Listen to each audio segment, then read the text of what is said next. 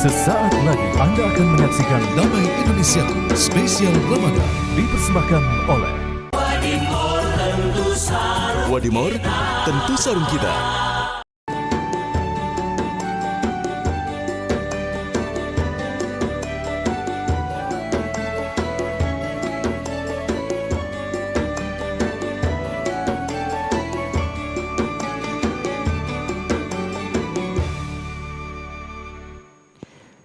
Assalamualaikum warahmatullahi wabarakatuh.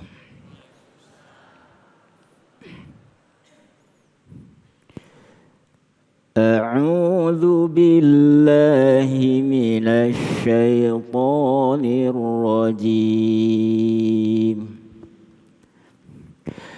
Bismillahirrahmanirrahim. Walillahi mulku samawati wal ardh.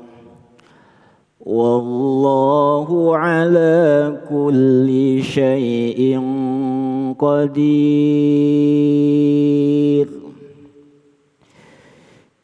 Inna fi khalqis samawati wal ardh واختلاف الليل والنهار لآيات لأولي الألباب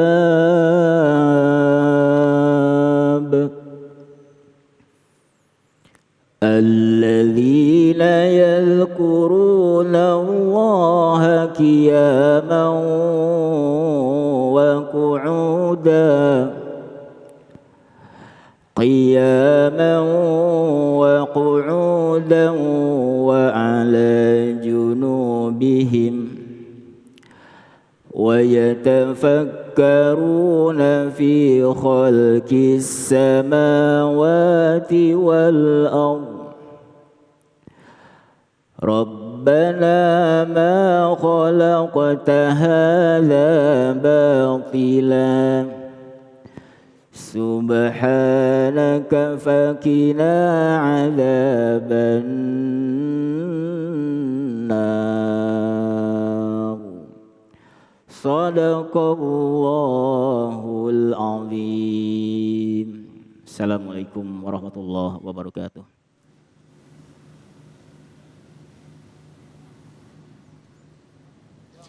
Bismillahirrahmanirrahim. Assalamualaikum warahmatullahi wabarakatuh. Alhamdulillahirabbil alamin, hamdan syakirin, hamdan na'imin. Allahumma shalli ala Sayyidina Muhammad wa ala ali Sayyidina Muhammad. Senang sekali saya Muhammad Sofyan pemirsa kembali menyapa Anda dalam Majelis Ilmu Damai Indonesiaku Spesial Ramadan. Yang pada siang hari ini alhamdulillah kita berkesempatan hadir dan bersiaran langsung dari Komplek BDB Bojonggede, Bogor, Jawa Barat, yaitu Masjid Al-Muhajirin. Pemirsa, siang hari ini kita belajar bersama-sama guru-guru kita mengenai bagaimana mengenal Allah melalui kalamnya. Dan alhamdulillah guru-guru kita telah hadir di tengah-tengah kita. Ada Kiai Haji Haris Hakam dan juga Kiai Haji Abdul Wahab. Di segmen satu ini pemirsa, Kiai Haji Haris Hakam akan menyampaikan subtema mengenai pentingnya mengenal Allah Subhanahu wa Ta'ala dan keutamaannya. Pemirsa, inilah Damai Indonesiaku Spesial Ramadan yang dipersembahkan oleh Sarung Wadimor, tentu sarung kita. Selamat mengikuti. Assalamualaikum warahmatullahi wabarakatuh.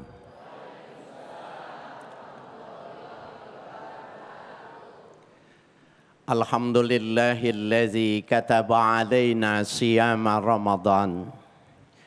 Syahrun unzila fihil Qur'an. Hudan linnasi wa bayyinati minal huda wal furqan. Allahumma salli wa sallim wa barik ala nabiyyina Muhammadin waladi adnan wala alihi wa sahbihi ahli sidqi wal irfan, amma ba'du. Yang mulia guru kita Al-Mukarram Bapak Kiai Haji Abdul Wahab, para asatiz, para ulama di lingkungan Masjid Al-Muhajirin, host kita yang kita cintai Ustadz Sofyan, hadirin hadirat yang berbahagia dan para pemirsa dimanapun Anda berada. Orang yang tidak kenal maka tidak sayang. Bu, Ibu, benar enggak? Orang yang tidak kenal maka tidak sayang. Bagaimana mungkin kita bisa mencintai, menyayangi ketika kita tidak tahu siapa yang mesti dicinta, siapa yang mesti disayang. Nih buat jomblo, di sana jomblo enggak? Jomblo enggak bisa berkasih sayang karena dia mau menyampaikan sayangnya sama siapa. Jomblo ada jomblo? Enggak ada. Kayaknya ini mah udah super semua ya. Bapak Ibu sekalian yang berbahagia, begitu juga tentang Allah.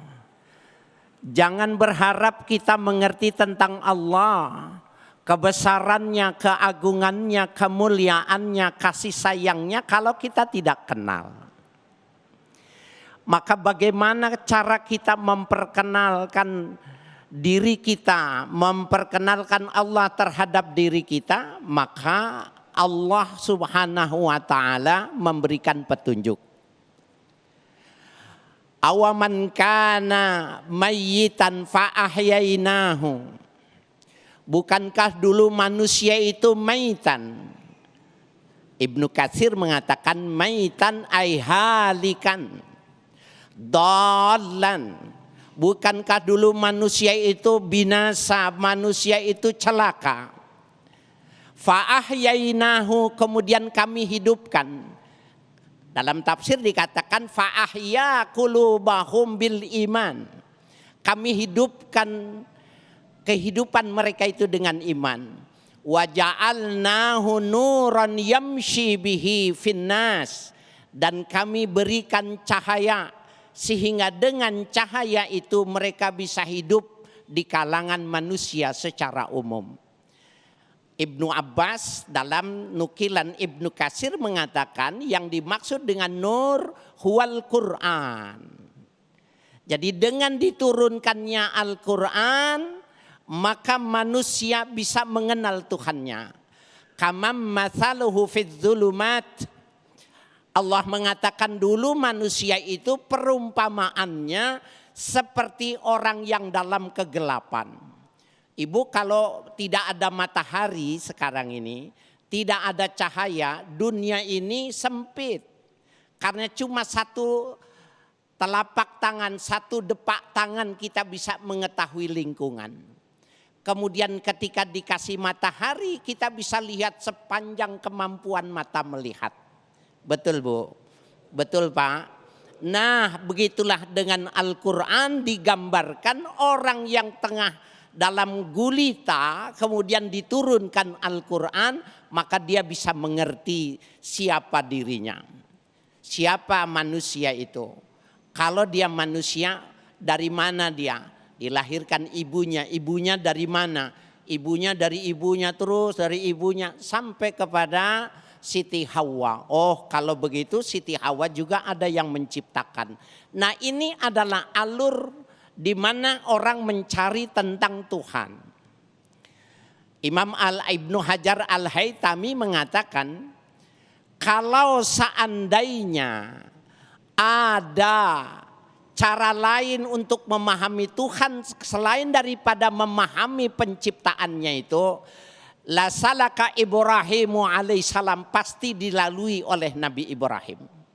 Nabi Ibrahim maksudnya ketika dia sedang mencari Tuhan. Ibrahim muda itu ketika lihat bintang di tengah gelap itu banyak berkilau semua, dia mengatakan jangan-jangan ini Tuhan. Senang hatinya menyampaikan inilah Tuhan kita. Besok subuh hilang. Maka dia mengatakan aku tidak suka ya bila Tuhanku itu menghilang. Keesokan malamnya dia lihat lagi bulan lebih besar, lebih bercahaya. Maka dia mengatakan ini lebih layak ketimbang yang kemarin. Sama ketika menjelang pagi hilang. Ketika tumbuh matahari, nah ini lebih jelas. Ini lebih terang. Jangan-jangan yang dimaksud dengan Tuhan itu ini gitu. ternyata juga matahari tenggelam. Sampailah beliau Nabi Ibrahim alaihissalam diberi petunjuk oleh Allah, diberikan nur, wa ja'alnahu nuran, ai hidayatan. Allah berikan hidayah kepada Nabi Ibrahim. Maka pada saat itu dia mengatakan, inni bari'um minal musyrikin. Ya qaumi inni bari'um minal musyrikin, wahai kaumku. Aku membebaskan diri daripada kemusyrikan. Pemahaman-pemahaman yang dipahami oleh umatnya, zamannya ketika itu yang menyembah dengan segala macam.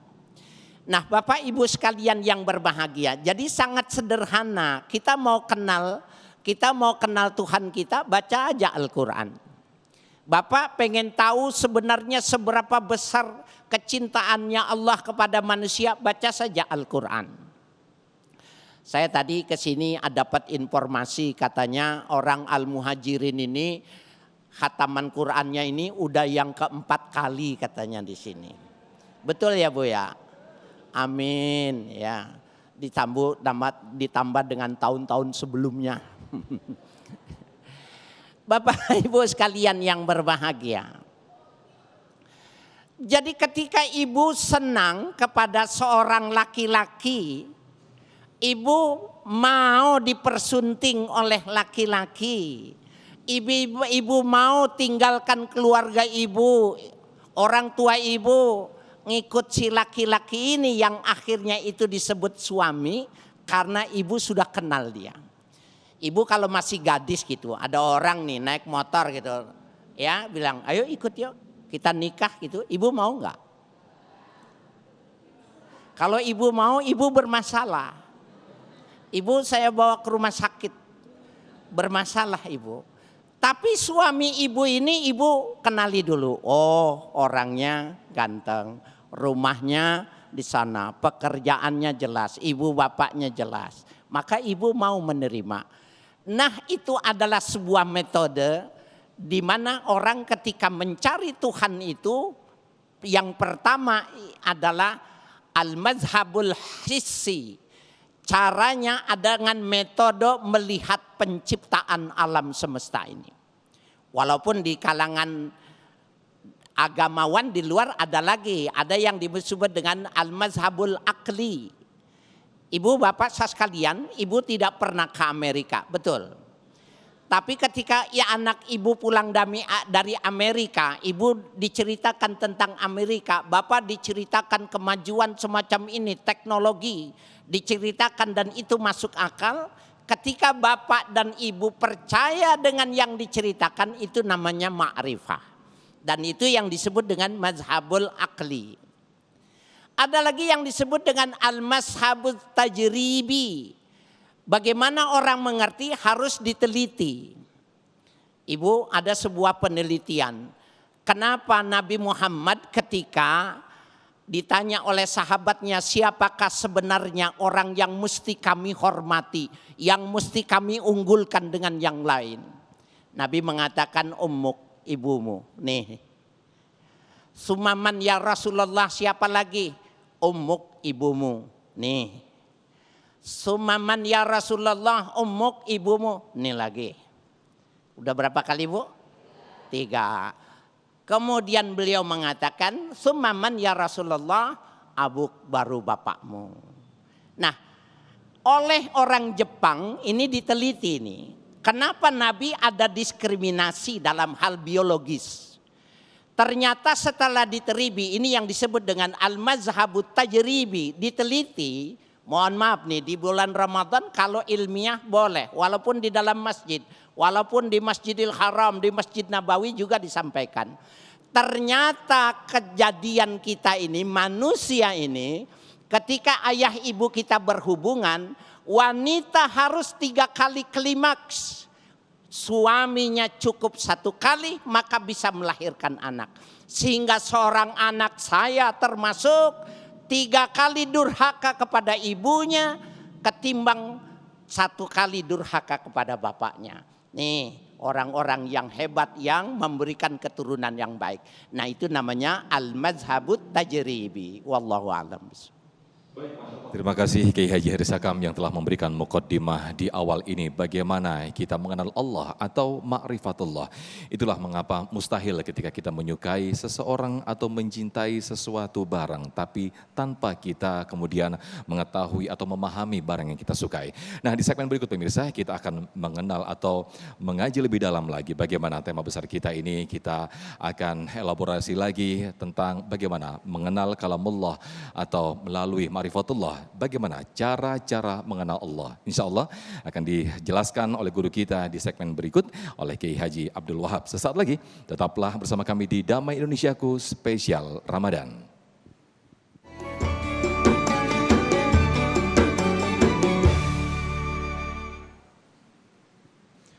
Baik, terima kasih pemirsa, masih di Damai Indonesiaku Spesial Ramadan dan masih disiarkan langsung dari Masjid Al-Muhajirin Bojonggede, Bogor, Jawa Barat. Nah, di segmen 1 tadi pemirsa kita telah belajar bersama-sama bagaimana pentingnya mengenal Allah. Ketika kita sudah mengenali Allah, maka tauhid dan juga akidah kita akan tertancap kokoh. Lantas bagaimanakah cara kita atau thariqah jalan untuk mengenal Allah? Insya Allah akan disampaikan oleh guru kita Kiai Haji Abdul Wahab. Selamat mengikuti, silakan Kiai.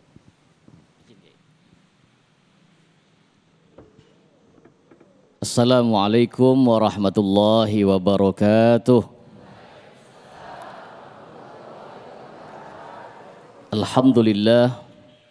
Alhamdulillahi rabbil alamin. Wassalatu wassalamu ala ashrafil anbiya'i wal mursalin. Sayyidina wa maulana Muhammadin wa ala alihi wa ashabihi wa ajba'ihi ajma'in. Amma ba'du. Yang saya hormati, saya muliakan guru kita bersama Kiai Haji Haris Hakam, host kita Bapak Ustadz Sofyan, ibu-ibu yang cantik-cantik siang hari ini, amin. Bapak-bapak yang ganteng-ganteng siang hari ini, amin. Semoga selalu diberikan kesabaran oleh Allah dalam menjalankan ibadah puasa, amin. Serta para pemirsa Damai Indonesiaku di seluruh Nusantara yang mudah-mudahan kita mendapatkan keberkahan dari Allah Subhanahu wa Ta'ala. Bulan ini disebut dengan bulannya Al-Quran. Maka bulan Ramadan ini tidak bisa dipisahkan dengan Al-Quran. Karena Al-Quran keseluruhannya diturunkan di bulan ini. Dengan Al-Quran kita kenal kepada Allah. Dengan Al-Quran kita kenal kepada Rasulnya. Jika Al-Quran tidak diturunkan, maka niscaya kita tidak kenal agama. Betul? Kita nggak kenal kepada Allah. Bulan ini disebut dengan bulannya Al-Quran karena ada 2 penurunan Al-Quran di bulan ini. Yang pertama, penurunan Al-Quran secara keseluruhan, secara global, dari Lauhun Mahfud ke langit dunia, yang disebutkan oleh Allah, bal huwa Qur'anum majidun fi lauhin mahfud. Al-Quran itu disimpan oleh Allah sebelum diturunkan kepada Rasulullah Muhammad, disimpan di sebuah tempat yang kokoh. Namanya Lauhun Mahfud.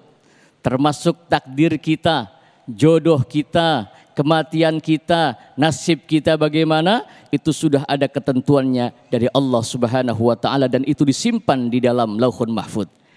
Penurunan Al-Quran dari Lauhun Mahfud ke langit dunia atau disebut dengan Baitul Izzah, ini yang sering kita kenal dengan nama malam Lailatul Qadar. Penurunan Al-Quran secara global diturunkan ke langit dunia disebut dengan malam Lailatul Qadar. Inna anzalnahu fi, apal semua, alhamdulillah. Ini sepertinya ahli-ahli baca Quran semua, amin. Penurunan Al-Quran pertama secara global. Lalu Al-Quran disimpan oleh Allah di Baitul Izzah. Rasulullah Muhammad usia 40 tahun berkhulwah di Gua Hira. Al-Quran diturunkan secara berangsur-angsur kepada baginda Rasulullah Muhammad untuk memberikan pengajaran daripada wahyu Allah ini. Pertama kali Rasulullah Muhammad mendapatkan ayat dan perintah dari Allah ketika di Gua Hira, beliau mendapatkan perintah Iqra bismi rabbikal ladzi khalaq. Penurunan Al-Quran dari Baitul Izzah kepada Rasulullah Muhammad ini yang kita kenal dengan sebutan malam nuzulul Quran.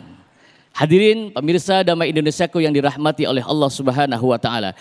Maka ayat yang pertama diturunkan kepada Rasulullah Muhammad adalah Iqra, bacalah. Rasulullah Muhammad diperintah oleh Allah, belum ada perintah kewajiban salat, belum ada perintah kewajiban puasa, belum ada perintah kewajiban zakat, tapi perintah yang pertama kepada Rasulullah Muhammad adalah dikenalkan kepada Tuhannya, Iqra bismi rabbikal ladzi khalaq khalaqal insana min 'alaq. Bacalah, baik membaca Al-Quran atau baca alam ini, agar kita kenal kepada Tuhan kita. Masya Allah, begitu banyak contoh-contoh yang diberikan di dalam Al-Quran untuk kita kenal kepada Allah dan bersyukur kepada Allah. Allah jadikan nih, Bu, masih semangat masih? Allah jadikan tidur kita ini nikmat. Betul apa betul? Itu kata Allah di dalam Al-Quran. Agar kita bersyukur kepada Allah Bapak Ibu. Allah katakan waja'alna naumakum subata. Kau pengen kenal Tuhanmu, ingat Tuhanmu yang menjadikan tidurmu itu nikmat. Tidur itu nikmat apa enggak? Nikmat apa enggak? Orang kalau enggak bisa tidur itu mahal biayanya. Betul? Tapi orang kalau bisa tidur itu diberikan kenikmatan oleh Allah. Waja'alna naubakum subata. Orang kalau tidur telinganya ditutup. Suami pergi tengah malam nggak kedengeran tuh Bu. Telinganya ditutup, matanya ditutup, dijaga oleh Allah Subhanahu wa taala. Kenikmatan yang luar biasa. Apalagi tidurnya orang yang berpuasa di siang hari. Masya Allah. Siang hari puasa itu kalau tidur ibadah ya Bu ya. Apalagi tidurnya saking capeknya sampai mangap. Kalau udah mangap itu kenikmatan yang luar biasa. Belum lagi Allah jadikan tidur kita itu keluar suara dengkuran. Ngerti dengkuran? Ngorok ya. Rasulullah Muhammad itu Bu kalau tidur ngorok Bu. Keluar dengkurannya. Kata sahabat Abdullah bin Abbas, ketika Rasulullah Muhammad tertidur, maka Rasul mengeluarkan suara dengkuran. Ngerti dengkuran? Nah, maka orang yang berpuasa dengan orang yang tidak berpuasa dijadikan ngoroknya itu dengkurannya dua, beda. Kalau orang puasa biasanya dengkurannya panjang. Panjang. Kenapa panjang? Lapar, perutnya kosong. Beda sama yang perutnya kenyang, dia kalau tidur pasti nyangkut. Nah, kalau yang begini ngaku puasa jangan percaya. Waja'alna naumakum subata. Allah jadikan tidur kita sebuah kenikmatan yang Allah berikan untuk kita. Itu min ayatillah. Waja'alna laila libasa. Dan Allah jadikan juga malam sebagai kita untuk beristirahat. Waja'alna laila nahara ma'asya. Siang hari kita untuk mencari nyambut gawe. Kita bekerja. Waja'alna bainakum sab'ang shidada. Allah menciptakan langit tanpa tiang, 7 lapis langit tanpa tiang.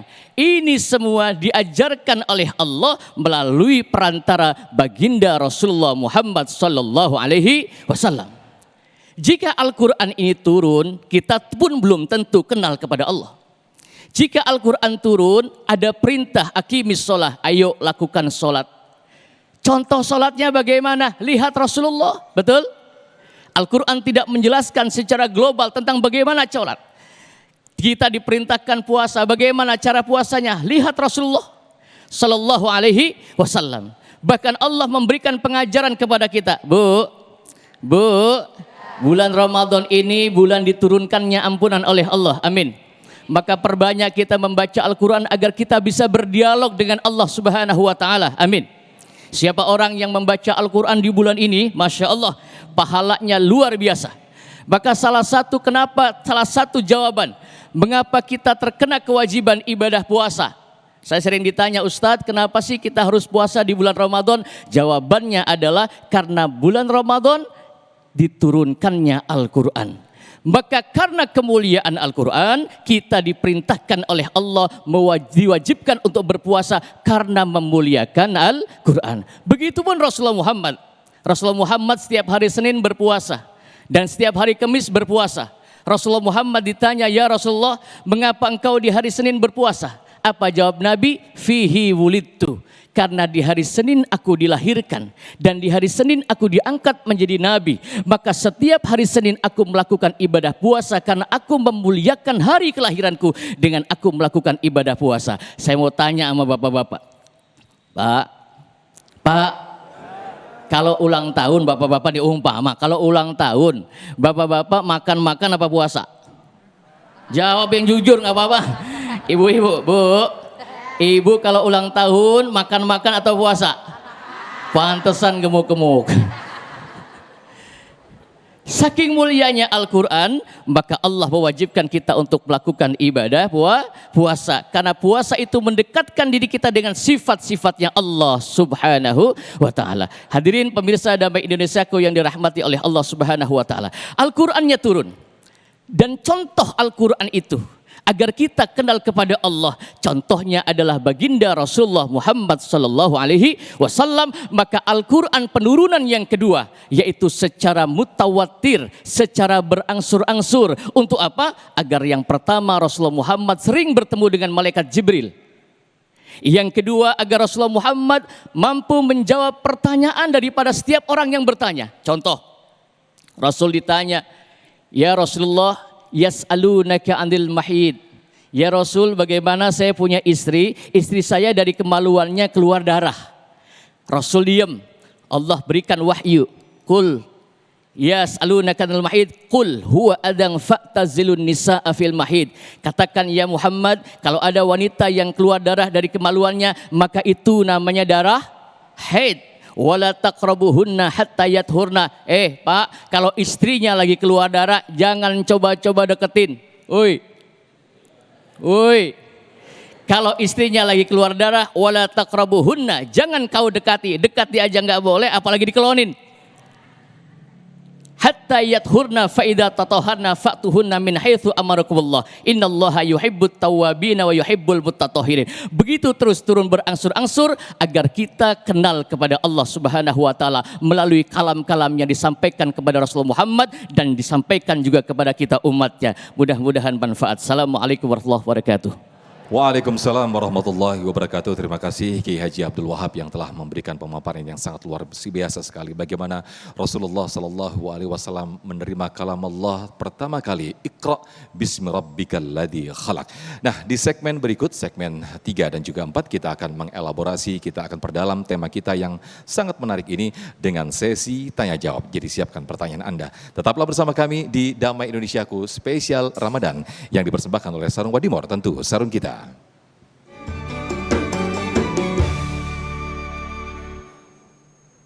Baik, terima kasih pemirsa, masih di Damai Indonesiaku spesial Ramadan yang dengan tema yang sangat menarik sekali, mengenal Allah melalui kalamullah atau melalui kalamnya. Tadi guru-guru kita telah memberikan mukadimah yang sangat luar biasa. Nah, di segmen ini kita persilahkan untuk para jamaah mengajukan pertanyaan. Kami persilahkan yang pertama Pak Anas. Silakan, boleh berdiri Pak Anas, nanti insya Allah akan dijawab oleh guru-guru kita. Silakan.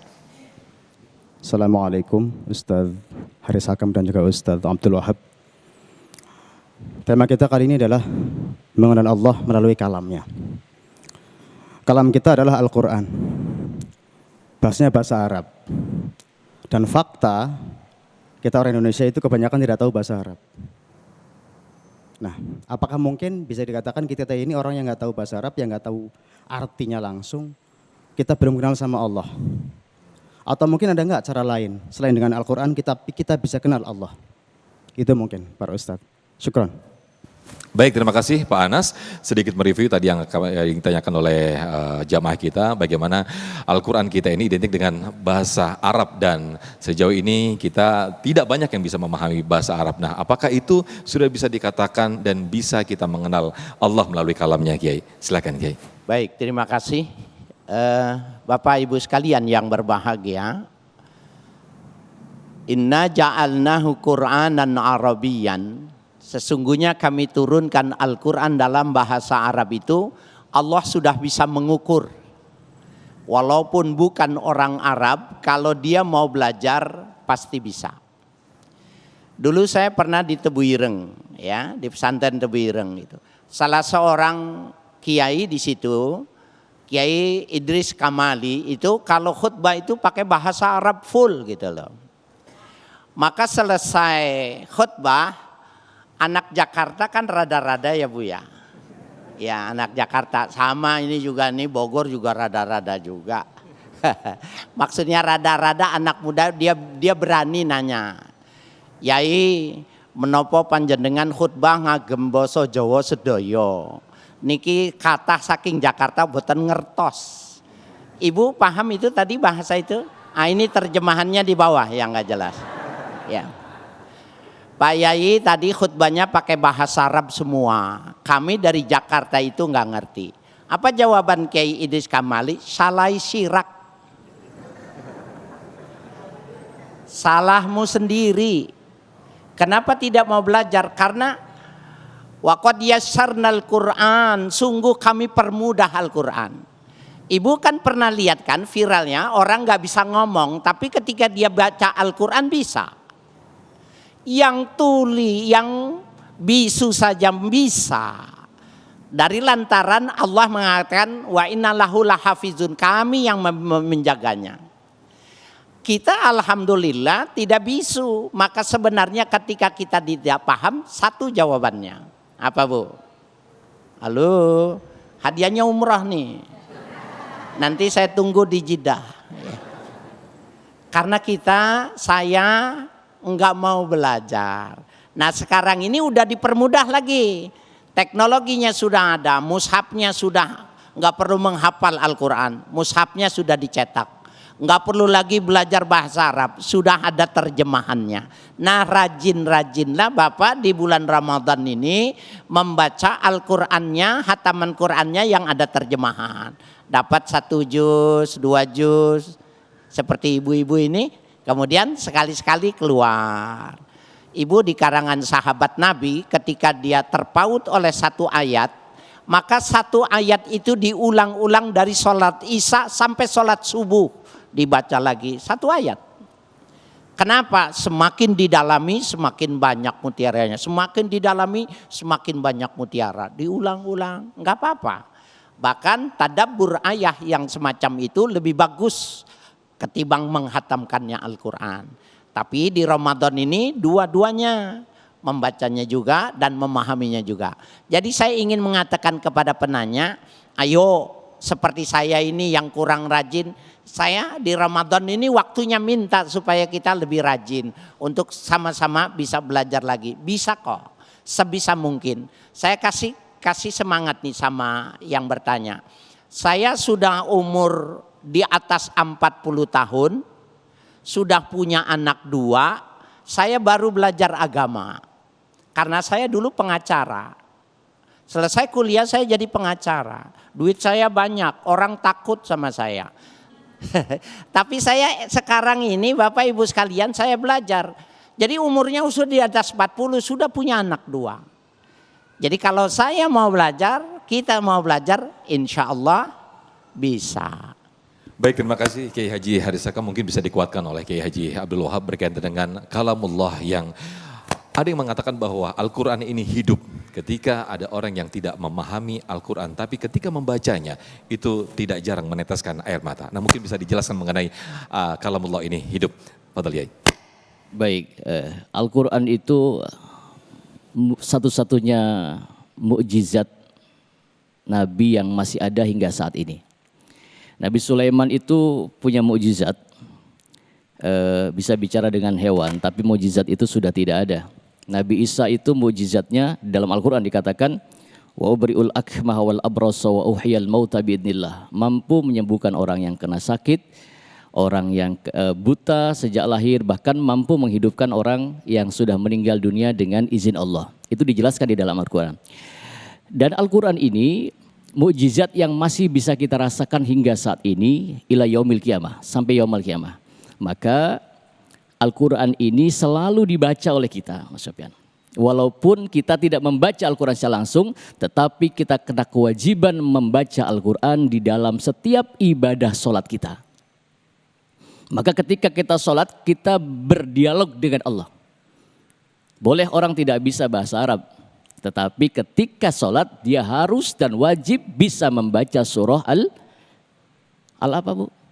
Al-Fatihah. Kirain hafalnya Yahu aja, ngerti surat Yahu. Yahu itu kuliah makulhu. Kita kena kewajiban untuk membaca suratul Fatihah. Kita berdialog dengan Allah. Karena Al-Quran itu media, tali penyambung kita dengan Allah. Mau ngeluh apa? Di dalam Al-Quran semua sudah diberikan. Bahkan 1/3 daripada Al-Quran itu mengisahkan tentang kaum-kaum terdahulu. Ada kaum yang diberikan kenikmatan oleh Allah, ada kaum yang dihancurkan oleh Allah, dan zaman itu akan berulang. Masa itu pasti berulang. Kejadian yang pernah terjadi di masa lalu pun akan terjadi di masa ini. Mudah-mudahan yang akan terjadi yang baik-baiknya aja. Amin. Lalu ada tambahan sedikit Mas Sofyan, dan insya Allah tadi yang sudah dikatakan oleh Kiai Haji Haris Hakam, walaqad yassarnal Qur'ana lidzikri. Al-Quran itu dibuat mudah oleh Allah. Bahkan ada anak usia 1 tahun sudah hafal Quran, Bu. Anak usia 5 tahun sudah hafal Quran. Sejak dalam kandungan ibunya itu seorang hafidhul Quran. Saudara saya di Cirebon itu, anaknya 1,5 tahun itu sudah berkali-kali menghatamkan Quran, hafal Quran.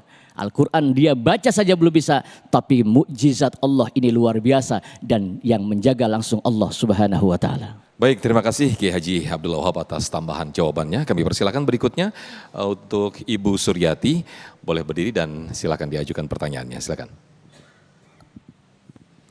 Assalamualaikum warahmatullahi wabarakatuh. Waalaikumsalam warahmatullahi wabarakatuh. Terima kasih kepada pembawa acara yang sudah mengizinkan saya untuk bertanya. Punten Bapak Kiai, insya Allah saya akan menanyakan tentang satu hadis yang di sana mengatakan bahwa pahala untuk orang yang membaca Al-Quran itu dilipat gandakan setiap satu hurufnya. Apakah itu berlaku untuk semua orang ataukah hanya untuk yang mengerti akan arti isi kandungan Al-Quran itu sendiri? Itu saja. Mohon maaf lahir batin. Wassalamualaikum warahmatullahi wabarakatuh. Waalaikumsalam. Terima kasih Ibu Suryati atas pertanyaannya. Silakan Kiai Haji Haris Hakam bisa dijawab. Baik Ibu, Bapak dan para pemirsa dimanapun Anda berada. Allah Subhanahu wa taala mengatakan, ya, Allah berfirman, man jaa bil hasanati falahu asyru amsalihha. Barang siapa yang mengerjakan satu kebaikan itu 10 ila sab'a mi'ati di'fin, sampai 700 lipat. Ila ad'afan kasira, sampai lipatan-lipatan yang bilangannya banyak sekali. La ya'lamuha illallah, yang tidak dapat diketahui berapa angkanya, bilangannya itu kecuali Allah saja. Nah, jadi itu hadis itu, ayat dan hadis itu penjelasannya itu berlaku secara umum. Hanya kita tidak tahu, kita sekurang-kurangnya 10. Bisa jadi 20, bisa jadi 30, 40, bisa jadi 100, 200. La ya'lamuha illallah. Kita nggak bisa menentukan berapa kita, 10, 20, 100 atau 200, 1000 atau 2000 illallah. Jadi yang penting buat kita baca saja. Ya, karena setiap satu huruf itu dilipatkan 10 kebaikan sampai 700 sampai bilangan yang berlebih. Tentunya yang bisa membaca dengan yang bisa menerjemahkan itu berbeda. Yang bisa menerjemahkan berbeda lagi ketika dengan orang yang bisa tadabbur, bisa menghayati, bisa mentafsirkan, bisa mengapat istidlal dalam menentukan dalil, maka otomatis itulah yang dibilang ad'afan katsirah. Buat kita Bapak sekalian, 1 dibalas 10 itu juga sudah super hebat. Kita biasanya kalau orang baik sama kita, orang ngasih duit 1 juta, ibu ngasihnya kalau kondangan berapa lagi? Sama-sama 1 juta kan? Kalau Allah itu tidak. Kalau kita melakukan muamalah dengan Allah, 1 juta kita berikan, maka 10 juta minimal. Tapi bisa jadi 200 juta. Ya, 300 juta dan lain sebagainya. Nanti boleh ibu kasihkan ke saya 1 juta ya. Baik, terima kasih Kiai Haji Haris Hakam. Intinya bagaimana ketika kita meningkatkan kualitas ibadah dan juga kualitas keimanan atau ilmu kita, maka itu juga akan berlipat apa yang akan kita dapatkan. Baik pemirsa, kita akan kembali usai jeda, masih di sesi tanggung jawab. Tetaplah bersama kami di Damai Indonesiaku Spesial Ramadan.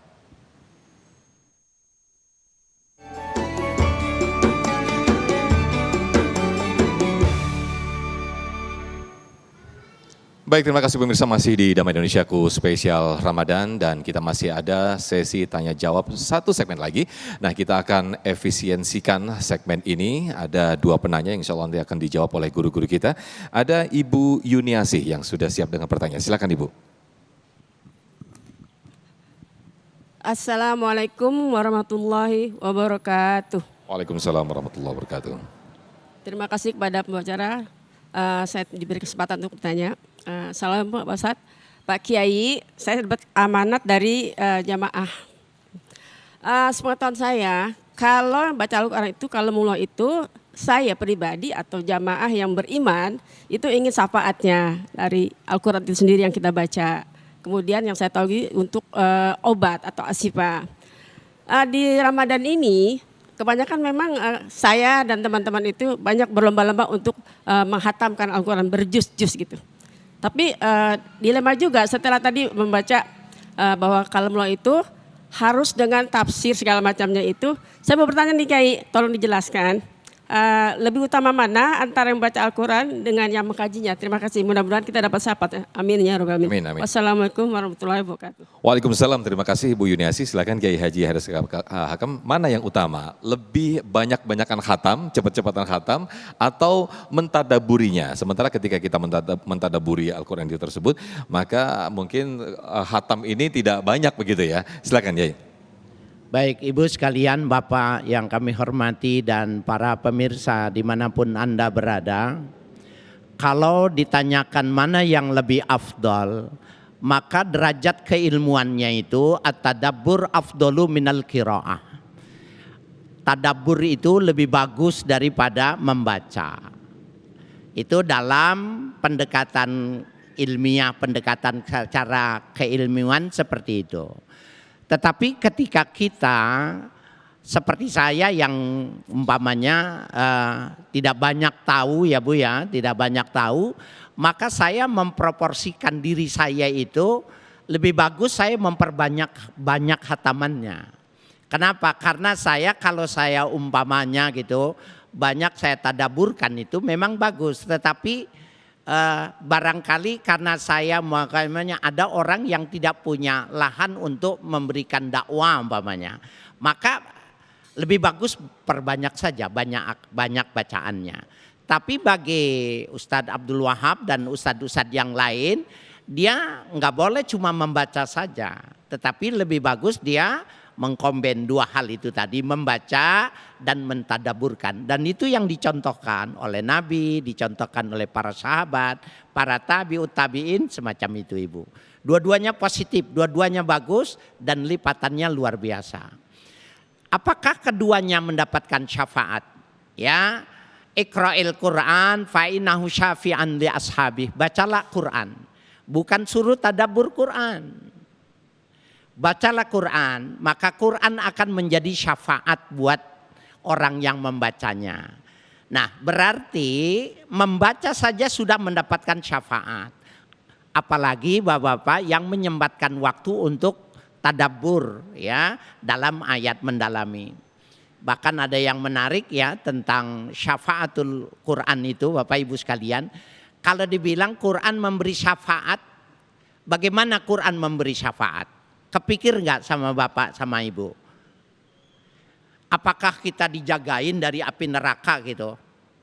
Ya, itu kan namanya syafi' gitu ya. Nah, ada hadis sahih yang menjelaskan buat yang membaca Quran, apalagi yang mentadaburkan, bahwa pada hari kiamat nanti Al-Quran itu bersama ahlinya dikumpulkan. Jadi Quran sekarang ini kan bacaan ya. Quran ini sekarang bacaan. Mushaf itu kan kertas. Nanti dia ada personifikasi. Dia berwujud. Watakdumul suratul Baqarah wa Ali Imran fillah.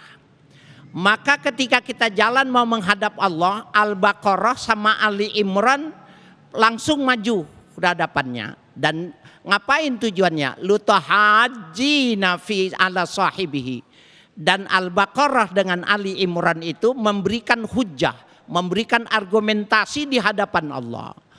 Hadza talil Quran ya Allah, inilah orang yang membaca Quran. Hadza min amilil Quran ya Allah, ini orang yang mengamalkan Al-Quran.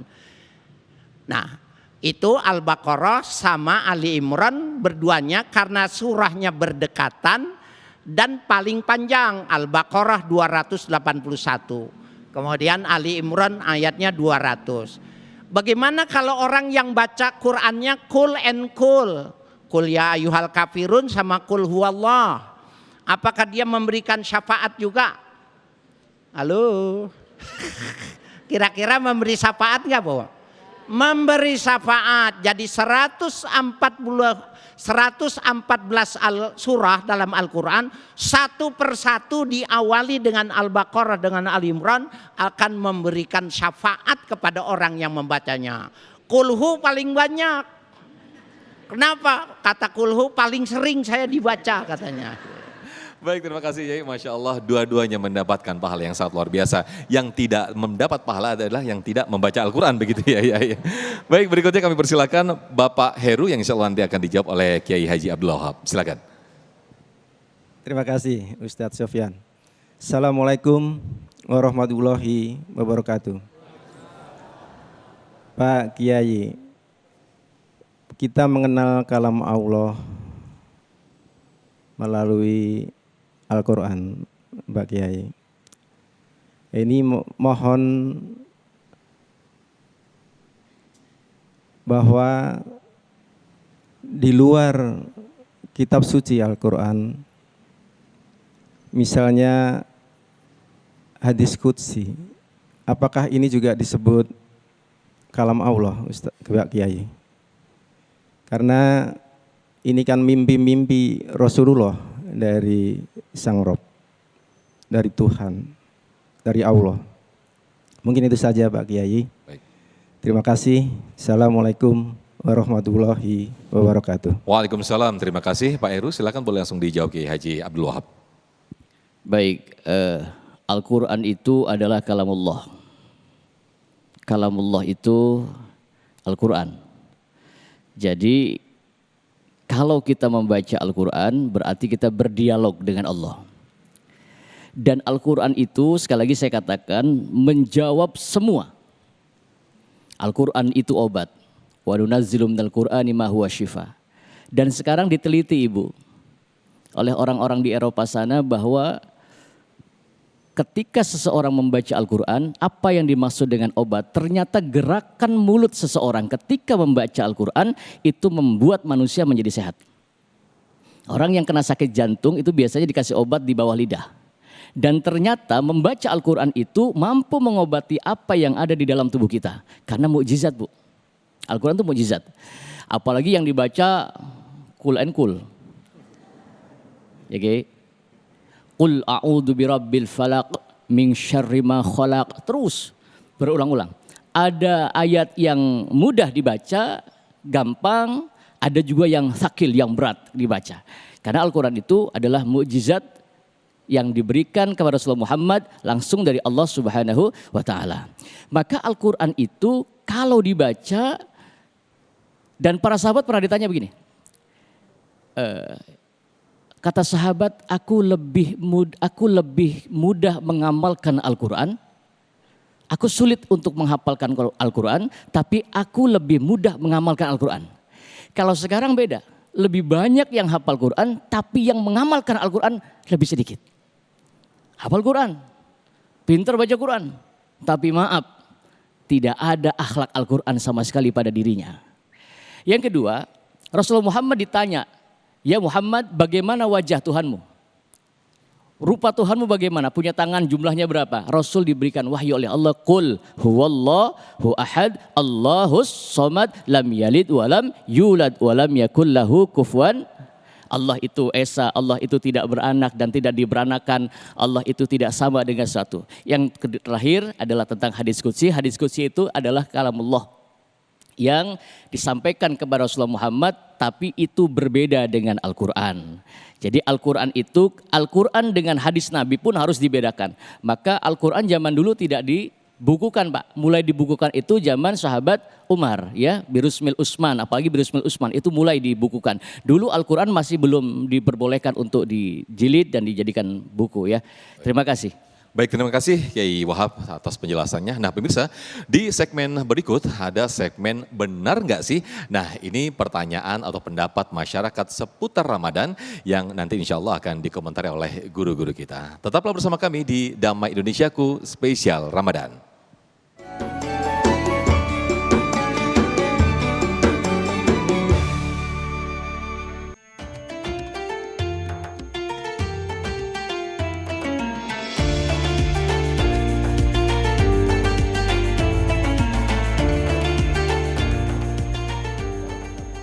Kalau menurut saya sih selama nggak tertelan atau tertinggal rasa di lidah nggak membatalkan puasa ya Kak, karena kan nggak masuk ke dalam mulut.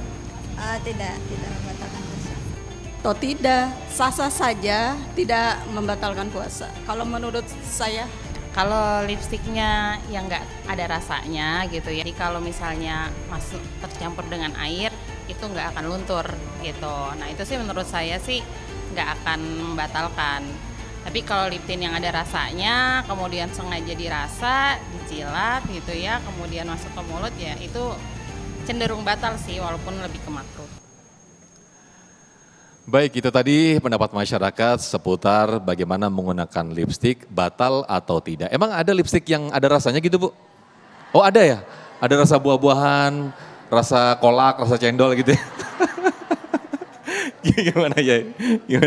Baik Bapak Ibu sekalian, Bapak diem aja ya Pak, dengerin karena ini babnya bab sebelah ibu-ibu. Ibu-ibu kalau dikasih gincu, kalau dikasih lipstick lebih cantik dia Pak. Ya kan? Berarti kalau niatnya mempercantik diri supaya suaminya tambah sayang, bergincunya berpahala. Ya. Kaitannya dengan ukuran apakah itu batal atau tidak batal, tadi yang dijelaskan oleh pendapat masyarakat ada benarnya tapi tidak semua benar.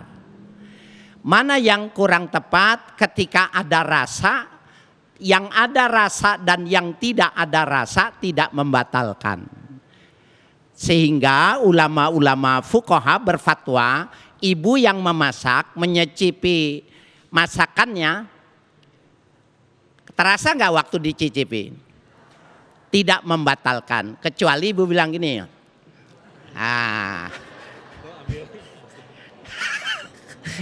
Ya, jadi opor ya, masak opor, masak rendang. Ibu cobain ini asinnya cukup apa enggak?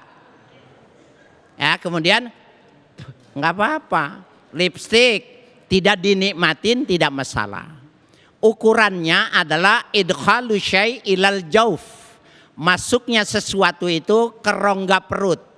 Apabila dimasukkan lewat mulut, dimasukkan lewat lubang hidung, dimasukkan lewat lubang telinga, dimasukkan di lubang dubur, batal. Sehingga tahun kemarin Ibu, ketika kita AstraZeneca dimasukkan lewat suntikan di lengan, batal tidak? Enggak batal karena dia tidak sampai ke jauf. Nah lipstik juga menyobai sesuatu makanan tidak batal. Dan itu menurut jawaban para fuqaha. Kan kemarin dilematis benar karena kalau tidak salah suntik kedua itu jatuhnya Ramadan. Maka ada yang enggak mau, ada yang meyakini. Maka saya bilang menurut fuqaha itu diperbolehkan karena suntikan itu tidak masuk ke dalam perut. Nah kalau begitu suntik aja vitamin.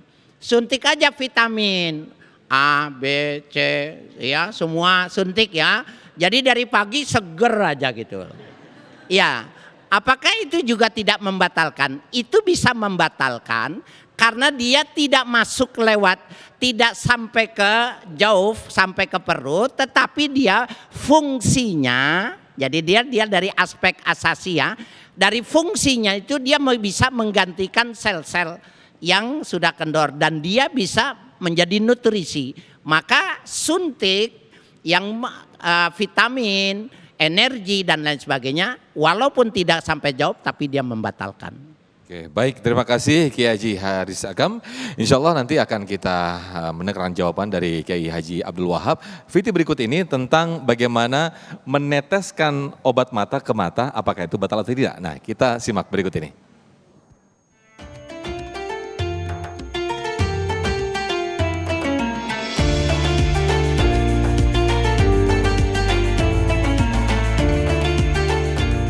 Ya menurut saya kalau mata sakit terus menggunakan obat tetes mata masih aman-aman aja sih ya, selama nggak memasukkan makanan atau cairan ke dalam mulut.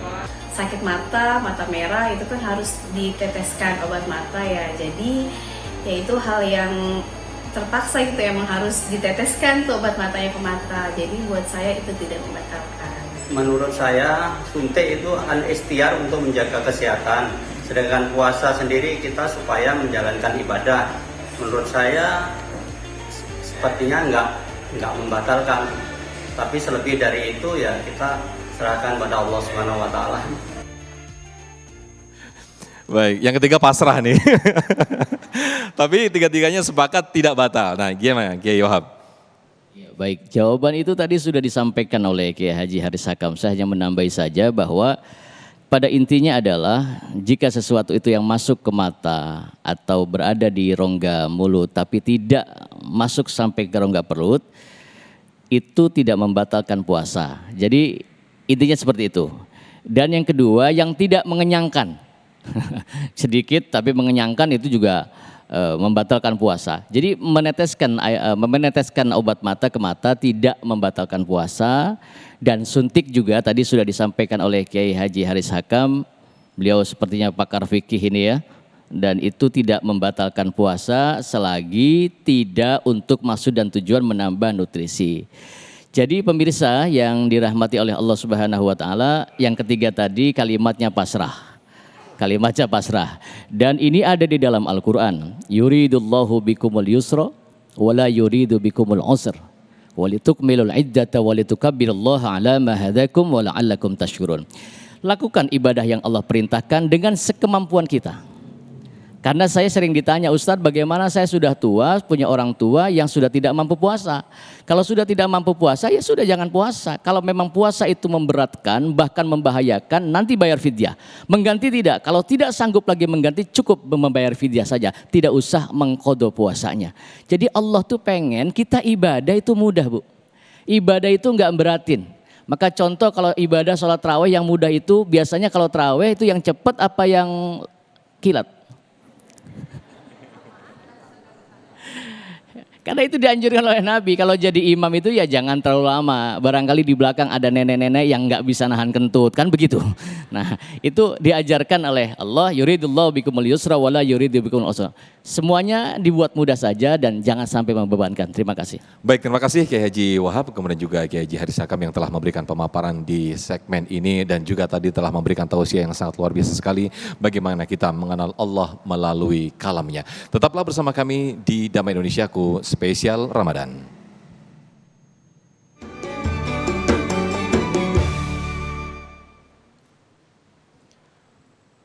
Baik, terima kasih pemirsa. Sebelum kita akhiri program Damai Indonesiaku spesial Ramadan ini dan nanti akan kita berdoa bersama-sama yang akan dipimpin oleh Kiai Haji Abdul Wahab, kita akan mendengarkan terlebih dahulu kesimpulan atau konklusi dari tema besar kita, bagaimana mengenal Allah melalui kalamnya, insya Allah oleh Kiai Haji Haris Hakam. Fadhal Kiai. Baik Bapak Ibu sekalian dan para pemirsa, bila kita ingin membuat konklusi, membuat kesimpulan, ada sebuah kesimpulan yang ditulis oleh Ibnul Qayyim Al-Jauziyah. Beliau mengatakan kalau mau memahami Allah itu dengan dua hal. Yang pertama at-ta'ammulu wa tafakkuru fi ayatillah. Resapi, pikirkan apa yang ada di dalam firman Allah. Buka Al-Quran, baca, hayati. Nah yang kedua at-tafakkuru fi ayatil masyhudah. Pahami ayat-ayat Allah yang ada di alam semesta ini, yang bisa disaksikan. Ibu, ketika ada orang meninggal, maka kita bacanya apa Bu? Inna lillahi wa inna ilaihi raji'un. Kalau tukang gali kuburan bacanya apa dia? Alhamdulillah. Iya. Ibu nggak mau kematian, dia pengennya setiap hari 4 maunya dia. Nah ini kalau kita pahami, maka kita tafakkuru fi ayatil masyhuda. Maka di alam semesta kalau kita bisa pahami, maka sesungguhnya kita akan bisa paham apa yang menjadi sebuah petunjuk dari Allah itu mudah. Dengan jalan apa saja. Bahkan seorang ateis bisa mencari Tuhannya manakala dia mau berpikir secara ilmiah. Saya kira itu. Baik, terima kasih Kiai Haji Harisakam. Konklusi tadi sekaligus menutup perjumpaan kita di Damai Indonesiaku spesial Ramadan. Akhirnya saya Muhammad Sofyan dan Sarung Wadimor tentu sarung kita mengucapkan terima kasih. Wabillahi taufik wal hidayah. Wassalamualaikum warahmatullahi wabarakatuh. Bismillahirrahmanirrahim. Alhamdulillahirabbil alamin. Hamdan syakirin, hamdan naimin. Ya Allah, ya Tuhan kami, alhamdulillah ya Allah, terimalah amalan-amalan kami ini ya Allah. Ya Allah ya Tuhan kami, bimbinglah kami ya Rabb, agar kami terus bersyukur kepadamu, bisa bersyukur kepadamu. Bimbinglah kami agar terus bersyukur kepadamu atas nikmat-nikmat yang telah Engkau berikan kepada kami ya Rabb, dan nikmat-nikmat yang telah Engkau berikan kepada kedua orang tua kami ya Rabb.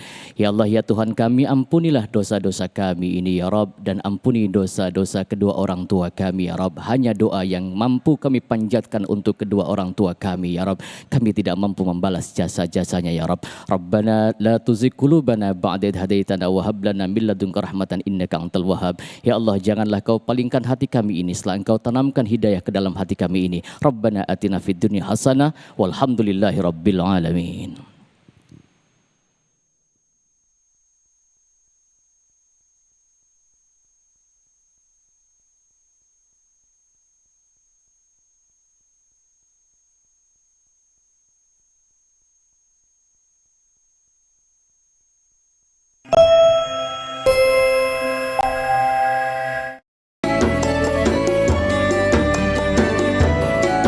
Anda baru saja menyaksikan Damai Indonesiaku spesial Ramadan dipersembahkan oleh